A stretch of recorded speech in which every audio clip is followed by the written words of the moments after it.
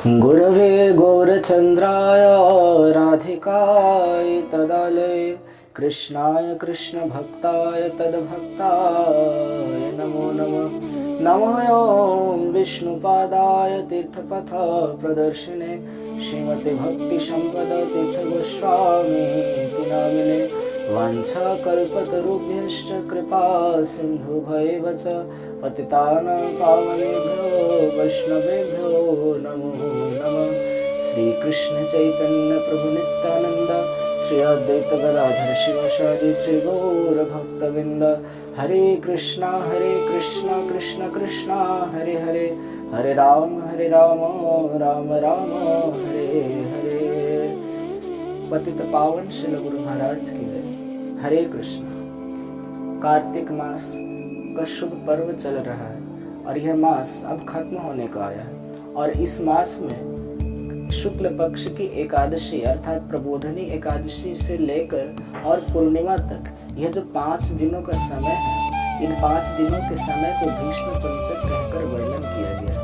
अर्थात यह जो भीष्म पंचक है, इस भीष्म पंचक में भीष्म पितामह ने आज शरशैया पर लेटे हुए और ठाकुर जी की उपासना की, व्रत किया और राजधर्म मोक्ष धर्म आदि समस्त धर्मों का निरूपण पांडवों के समक्ष किया। इस भीष्म पंचक के संबंध में कहा गया कि आज जो भक्त अपने भक्ति जीवन में तीव्र उन्नति चाहते हैं तो ये भीष्म पंचक के व्रत को अवश्य पालन करें, क्योंकि यह हम सभी मनुष्यों के लिए एक बहुत ही सरलतम मार्ग है, जिस मार्ग को अवलंबन करके अति सहजता से हम ठाकुर जी के उस अभय चरण कमल को प्राप्त करने में सफल हो सकते हैं। इस भीष्म पंचक के विषय में ऐसे कहा जाता है, शास्त्रों में वर्णन आता है कि पंचक होता है, दशक होता है, द्विशक त्रिशक, इस प्रकार के अनेक होते हैं। पर ये जो पंचक है, इस पंचक को कई जगहों पर अशुभ कहा गया है, पर हमारे पक्ष में ऐसा नहीं। यह जो भीष्म पंचक का जो तिथि है, ये अत्यंत ही शुभ है। अर्थात इसमें जितना हो सके हरि नाम, जितनी अधिक मात्रा में भगवान की लीला कथा को श्रवण कर सके, उन्हें पठन पाठन कर सके, उतना ही अच्छा है, उतना ही आज हम अधिक फल लाभ करेंगे। तो इसीलिए ये भीष्म पंचक को अवश्य पालन करना चाहिए। और ऐसा भी आता है वर्णन कि यह जो कार्तिक मास है, इसमें हम सभी राधा दामोदर की सेवा करते हैं, अर्चन करते हैं। तो आज ये जो 5 दिन है, इन 5 दिनों में 5 अलग अलग वस्तुओं द्वारा आज राधा दामोदर जी की सेवा होती है। जैसे इस भीष्म पंचक के प्रथम दिन में राधा दामोदर जी के श्री चरणों में कमल पुष्प अर्पण करने का विधान है, और द्वितीय दिन उनकी जांघाओं पर बिल्व पत्र अर्पण करने का विधान है। तृतीय दिन उनकी नाभि कमल पर सुगंध अर्थात इत्र अर्पण करना चाहिए। चतुर्थ दिन में राधा दामोदर जी के स्कंधों पर आज जशवंधा के फूल को अर्पण करने का विधान है, और पंचम दिन पर उनके मस्तक पर मालती के पुष्प को अर्पण करना चाहिए। सभी अन्य अनेक भक्त ऐसे हैं जो इन वस्तुओं के द्वारा आज राधा दामोदर जी की अर्चन करते हैं, सेवन करते हैं। पर यह सब अगर कुछ भी ना हमसे हो सके तो जितनी अधिक मात्रा में हरिनाम किया जाए, ठाकुर जी की कथाओं को श्रवण किया जाए, उन्हें दीप दान किया जाए, तुलसी की सेवा किया जाए, उतना ही यह व्रत अधिक फलदायक है।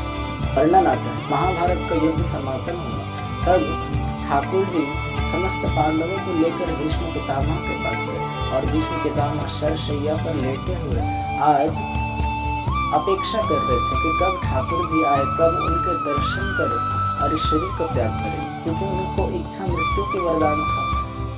तो जैसे ही भगवान समस्त पांडवों को लेकर वहां पर गए तो भीष्म पितामह अपने इष्ट देव, अपने इष्ट भगवान श्री कृष्ण के दर्शन कर अत्यंत प्रसन्न हो गए। अत्यंत प्रसन्न अवस्था में ठाकुर जी की स्तुति की, जिसको भीष्म स्तुति कहकर भागवत में वर्णन किया गया। और सबसे अच्छा तो यह है कि इस भीष्म स्तुति को जो प्रत्येक दिन पाठ करते हैं, जो प्रत्येक दिन आज इस भीष्म स्तुति का पाठ करते हैं, उनके अंत समय में ठाकुर जी उन्हें अवश्य दर्शन देते हैं। तो भीष्म पितामह ने यहाँ ठाकुर जी की स्तुति की, और उसके बाद में ठाकुर जी ने कहा कि हे पितामह, इन समस्त पांडवों को राजधर्म, मोक्ष धर्म, भक्ति तत्व आदि समस्त तत्वों का ज्ञान प्रदान करिए। तो इन 5 दिनों में भीष्म पितामह ने ठाकुर जी की लीलाओं को मनन चिंतन स्मरण करते हुए और उनके पवित्र नामों की कीर्ति को प्रकाशित करते हुए आज समस्त पांडवों के सामने आज समस्त धर्मों को निरूपण किया।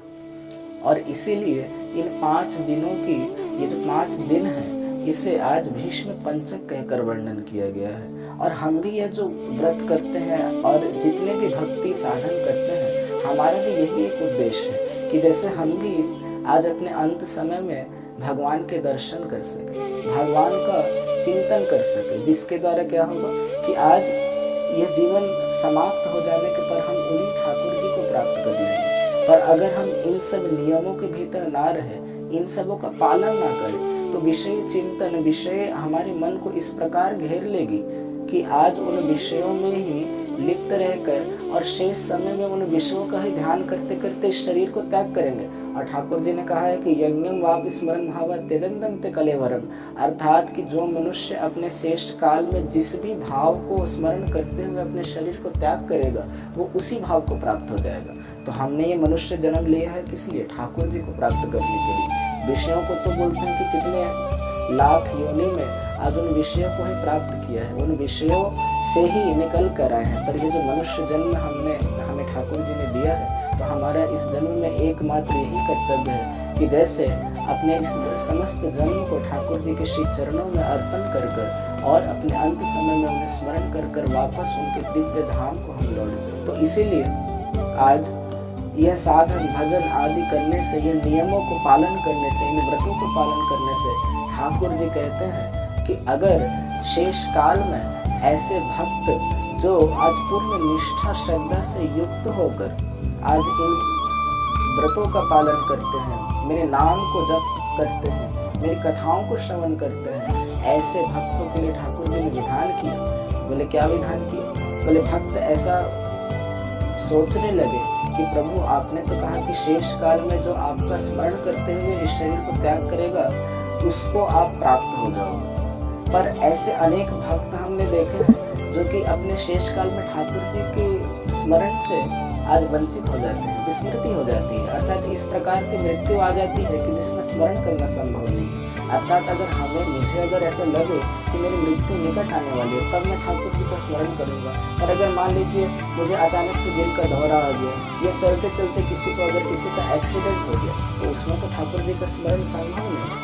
और ठाकुर जी ने कहा कि आज जो इन भक्ति के समस्त अंगों का जो शुद्ध सत्य भाव से निष्ठा युक्त से होकर जिसने अपने समस्त धर्म में अपने समस्त जीवन में इन सबों का पालन किया है, तो उसके लिए ठाकुर जी कहते हैं कि बातादि दोषे न मदभक्ते मांग न च स्मरे अहं स्मरामि मदभक्तो नयामि परमां गतिम्। अर्थात मेरे ऐसे भक्त जिन्होंने अपने पूरे जीवन में आज मेरी निष्ठा से श्रद्धा से अनुशासित रूप से भजन किया है, उनके लिए कहा कि अगर उनकी ऐसी मृत्यु भी आ जाए, बातादि दोषे न भक्ति मांग न च स्मरे, अगर ऐसी प्रकार की मृत्यु के वश में होकर अगर वह उनको मेरे नाम की विस्मृति हो जाए, मेरी विस्मृति भी हो जाए, तो भी अहं स्मरामि मद्भक्तो, अर्थात ऐसे भक्तों के शेष समय में उन्हें स्मरण करने की आवश्यकता नहीं है, वह नाम भी स्मरण करे तो मैं आज उनके शेष काल में उन्हें स्मरण करता हूँ और नयामि परमां गतिम्, अर्थात उन्हें परम गति तक लेके जाता हूँ, उन्हें परम गति प्रदान करता हूँ। ठाकुर जी ने दायित्व सभी भक्तों के लिए लेकर रखा है, पर केवल मात्र उन्हीं मनुष्यों के लिए जिन्होंने आज इन सब व्रतों का पालन किया है।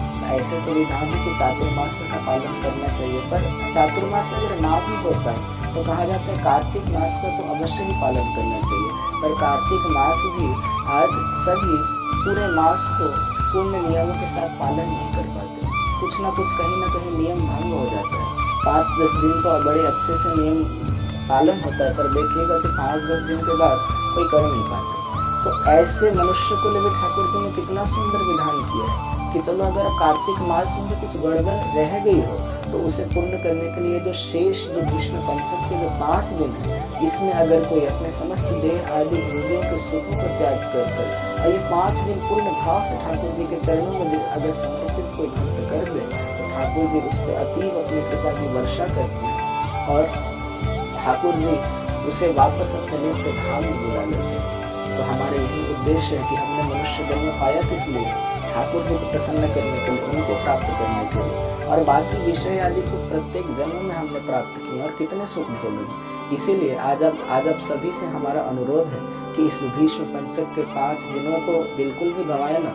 ये बहुत आज दुर्लभ तिथि है, बहुत दुर्लभ समय है, जिसमें आज अल्पमात्र सेवा से ही ठाकुर जी प्रसन्न हो जाते हैं, उसे विशेष भाव में वो ग्रहण करते हैं। इसीलिए आज इस भीष्म पंचक का निष्ठा युक्त होकर पालन करें। अगर कुछ भी ना हो सके तो 2 कार्य अवश्य करें। एक तो अधिक मात्रा में ठाकुर जी का नाम जप, और दूसरा ठाकुर जी की मधुर मधुर लीलाओं का श्रवण। यह 2 कार्य ही अगर कोई व्यक्ति श्रद्धा से कर ले तो उसका परम कल्याण साबित हो जाएगा। तो अपनी इसी वाणी के साथ आज मैं इस कथा को यहीं पर विराम देता हूँ।